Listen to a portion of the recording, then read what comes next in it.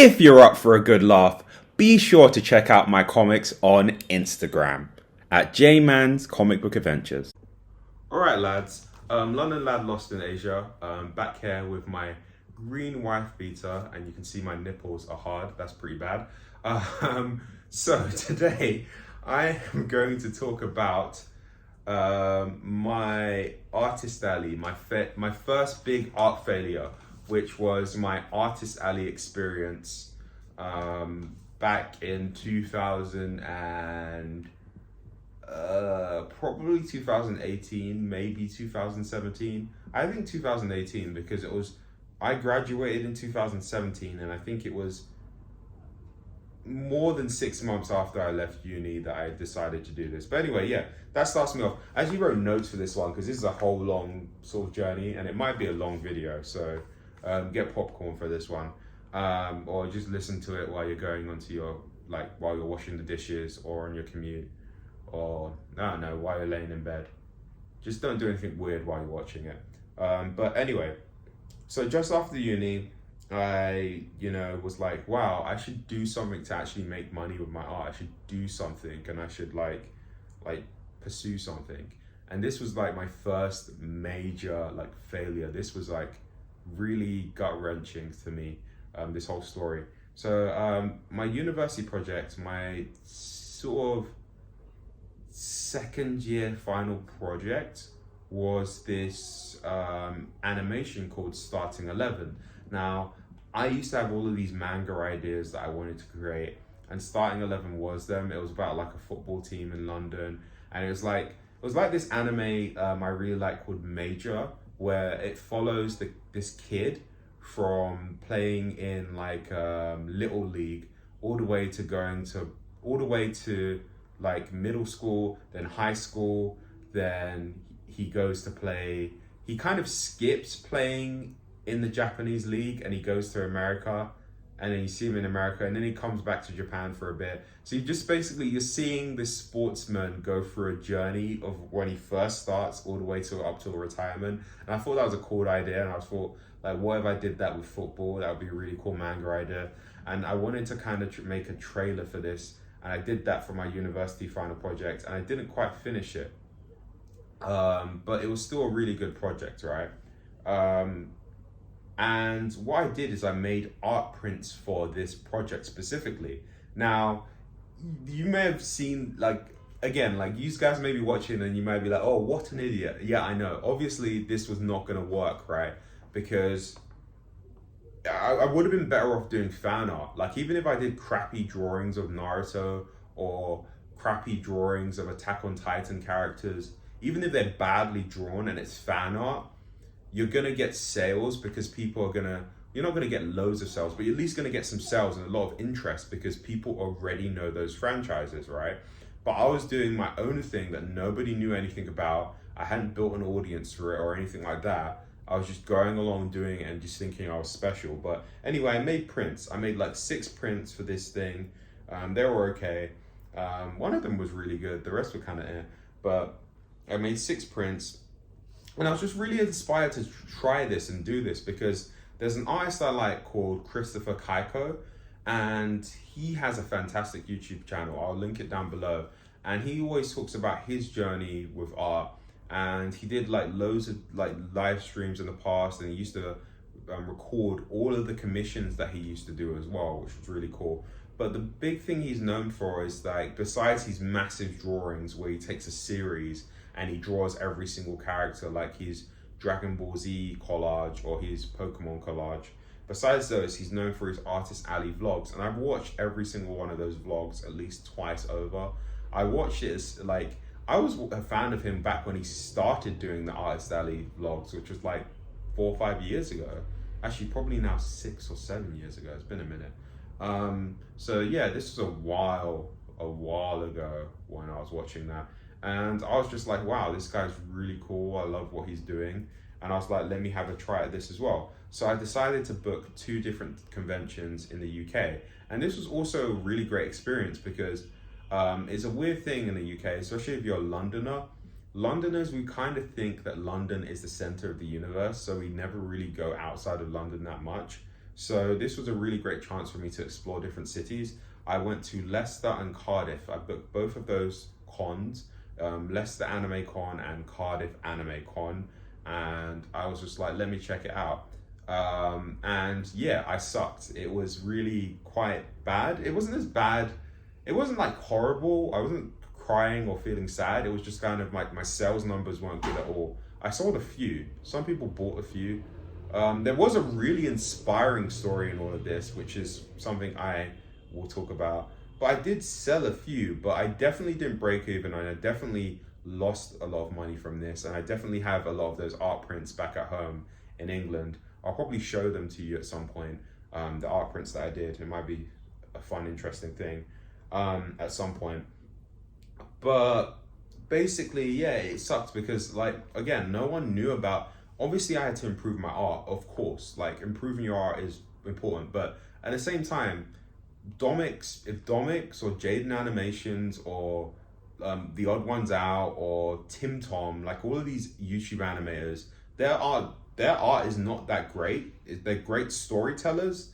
Actually, Domix's art's pretty good, but like someone like Tim Tom's art is not that great, but it's because he's a great storyteller, and more importantly, because he's got a fan base. People will buy his stuff because he's built an audience. So again, it's not always about the art quality, right?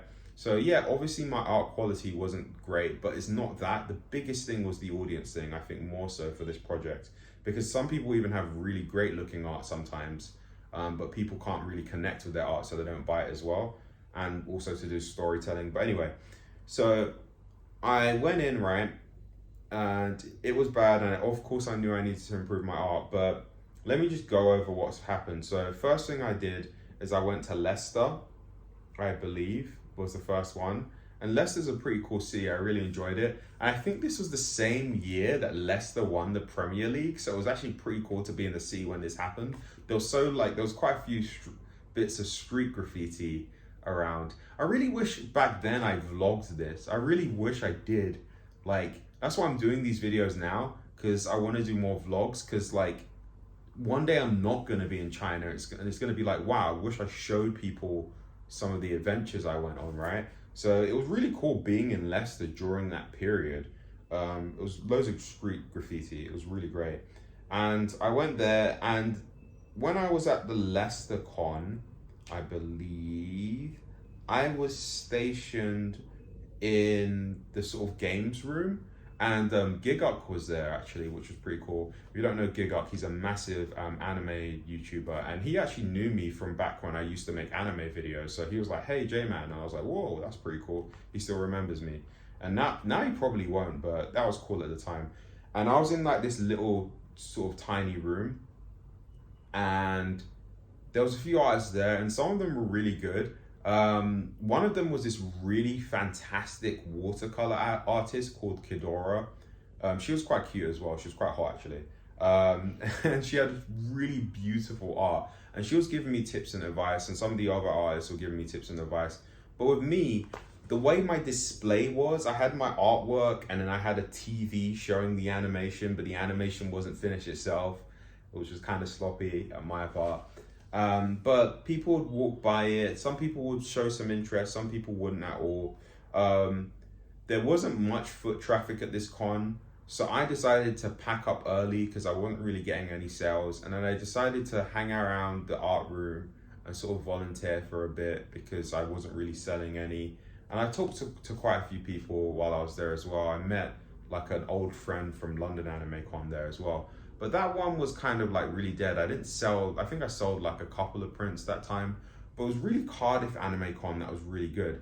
And I think the reason why Cardiff Anime Con was better for me was because I was right next to a really awesome manga artist. Her name, I believe, is Sonia Lee or something like that. And she does a lot of these indie manga sort of volumes. And they're really popular in the UK. And she was really great and really encouraging to me. She was always really nice and really humble. And I was stationed right next to her. And that would give me some foot flow traffic because people would see her great artwork and they'll stand next to mine. And sometimes they'll peer over. Like, and this is the important thing about like what I was gonna say, the inspirational story. I did get a few more sales in this con, but the one that really got to me was there was this little kid with his mum, and the little kid saw my animation, even though it wasn't finished, and he was like, "Wow, this is really cool." And then the mum was like, "Oh yeah, he's really enjoys this stuff. Can he get a print?" And the kid got the print, and I saw a massive smile on his face when he had my print, and I was like, "Wow!" Even with my crappy artwork as it is at the moment, and an unfinished story, and wow, and my girlfriend's foot in the screen, I could still make sales. So I was pretty happy with that. So yeah, it just goes to show no matter where you are on your artistic journey, or no matter how good or bad you are, you can still make someone's day with your art. So that to me was a bit of a win. And the fact that I got a few more sales, I still didn't break even at all. All in all, like I probably sold like maybe 10 to 15, I would say 10 prints out of all of the prints I got, which is not a lot at all, but that one really was a highlight for me. So let me go on about what I can learn from this. This video isn't actually as long as I thought it would be. These bullet points are great. I'm actually gonna bullet point more because it actually helped a lot. What I learned from this is that before you do any sort of convention, I think especially with social media, I think it's just it literally just said about me telling, like, documenting my journey on this con or documenting my journey in China. Just literally share what you're doing and documenting it online. Literally take a camera, share what you're doing, document it online, build an audience with your art first, post it online. That was such an important thing. I was kind of doing it back then, but I wasn't. I say I was kind of doing it, but to me, like, doing something means being consistent with it now. If I'm not being consistent with something, I'm not doing it. That's the way, my standards now. So I definitely wasn't posting art back then, because I'd post like every once in a while, and that's not enough to build an audience. So I really think what I should have done, especially for starting, because all of my prints were on this starting 11 idea that no one knew anything about, right? I really should have built an audience before I started selling anything. And not just so I could get better sales, but I also believe that, like, even with my comic, I plan to make my comic free, like, just to read for everyone forever. I'm never going to put a paywall on my comic. I just want everyone to be able to read it. It's just something I believe. But if I were to ever put a paywall on my comic, I would want to give a lot of it away for free before anyone can pay for it. Now, bearing in mind, I did say I always want my comic to be free to read forever. But, like, let's say if an opportunity comes up to where I could do an anthology and people wanted to buy the anthology of the comic, like loads of the comics and sketches, sure. But I always want every single comic I make to be something that someone can access for free on Instagram, or maybe if I upload it to TikTok, if I become an idiot. But yeah, that's just my comic in general. But if you're not someone like that who doesn't want everything to be free, I think offer some free samples first before people can, like, read it. Because I think it's always sort of pretentious when people don't offer free samples for stuff when they're, like, up and coming and they haven't really shown how good they are. They haven't got a proven track record. Even like White Manga with Apple Black, I believe, like, he had a few, like, free one shots before he started making people pay for it on Saturday AM. So Saturday AM. I'm talking too fast and I'm slurring my words a little bit. So the non-Londoners might be like, what the fuck is this guy saying? But anyway, yeah. Build an audience first. The second one would be to start with a very small print run. Don't print out a lot. I think I printed out quite a lot. I wouldn't be surprised if I printed out like 300. I don't know. I printed out a lot, right? I was just like, let me be an entrepreneur. I'm gonna make my money, blah, blah, blah. Which was, again, it was really good to be entrepreneurial and to start things. I think I've always been entrepreneurial. Like, I remember when I was younger, my friends and I, we used to, like, sell, like, drinks. We'd buy them for 25p and then sell them for 50p, which was pretty good, and we made a lot of profit. It's always good to be entrepreneurial, but start small and then scale up big. So I really should have printed out a lot less to where, like, I didn't lose a lot of money at all. And if they did all sell out, then it's like, yeah, do more. But, like, chances are on your first con you're not going to do all that well because you don't know a lot of things unless you spent a lot of time researching. But I don't fault myself for failing. I just fault myself for printing out way too many. So that would be my thing. Build an audience, start with a small print run. Another sort of thing that I learned from this is that I really should have asked a lot of the artists around me for more advice and criticism.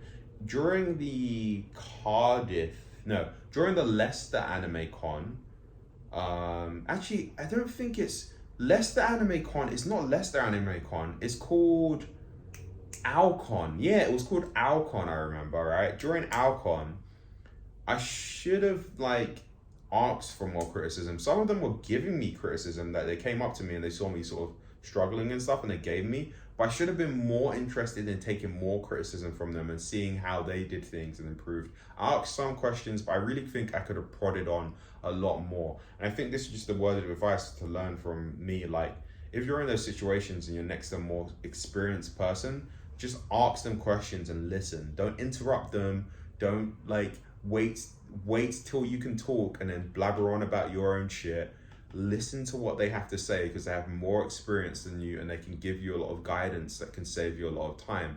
They do say that a wise man, it's something like a smart man learns from his mistakes, but a wise man learns from other people's mistakes. So you should really take the time to listen to what they have to say because they're more established than you and they could give you a good nugget of advice. And another thing is always smile when you're there, even if you're doing bad, because you never know who's watching, you know? If I was down in the dumps, depressed and pissed off when that mum and that kid walked by, maybe the mum would have been like, this guy doesn't look very happy. I don't want you to buy from him. I'm not going to use my money to pay for this guy's art because he looks like a sort of depressed crackhead.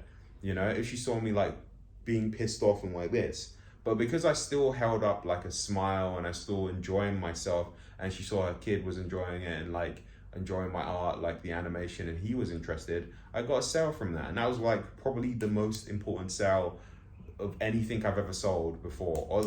Or not even that. I think I made more money on YouTube before than I made from that single sale, but that one's the most significant sale to me ever, because when I started doing art, I really started with the intention of being my favorite manga artists like Kishimoto and Ichiro Oda, because when I was a child, they put a smile on my face. So my art, even at that stage doing that, was kind of me achieving that goal and the dream. So in all honesty, even though I say this convention thing was a massive failure, that one moment is something I'll never forget. And I think it was actually pretty cool. So overall, that's all I need to say is you're gonna have failures as an artist, and if anything, they're gonna teach you things along the way. So never be afraid to take the first leap to do something, even if it is a massive failure, because that's how you learn. Because there's a few things, there's a lot of sayings about this stuff, you don't regret what you did, you regret what you didn't do, or the guys who do achieve a lot of success are usually the guys that fail a lot. Baseball players, the Hall of Famers in the baseball league, right?